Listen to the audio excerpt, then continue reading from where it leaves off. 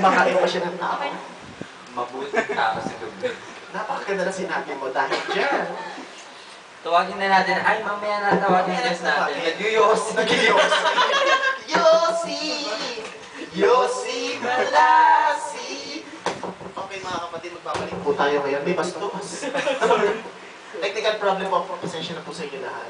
Commercial Ang usapan natin ngayon ay tungkol sa pag-ibig. Yes, pag-ibig. Pag-ibig ng magkaibigang magkatropa. Na nauwi sa isang tunay na pagmamahal. Oo. Kaya nga nag-Yossi ngayon eh. Oo nga eh. Parang hindi niya matanggap. Kinakabahan siya. Naman, dahil ramdam ang tagos ang puso niya. Nervous. Nervous. Nervous breakdown. Nag-breakdown na siya. Tama yan. Hintayin na natin. Dahil siya na ang susunod na hot seat ngayong gabi. Actually, umaga na eh. Umagalaw pa rin ang oras ngayon. Ramdam mo pa rin ang pagbabago. Nagulat ako. Kanina ko lang nalaman. Ikaw? Sabi ni Derek, sila daw i-interview yun.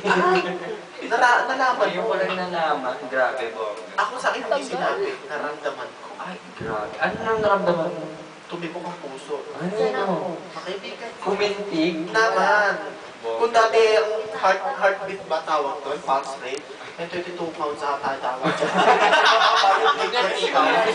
Oo, inflated pulse mababa rin. Pala may dengue. Grabe. Baka naman si Thomas, Symptoms. Nang H1N1 na yan. Case number 32 na yata yung guest natin. Oo nga pala, isa siyang nurse. Mag-iingat din pala tayo. Sa tingin mo, itutuloy pa ba natin yung interview? Tagal na naman namin. Tatagal ang interview na to. Tagal na introduction. Gusto yung commercial pati sa kabilang channel. Oo nga eh. Ayan, namatay. Ayan, sa butahe.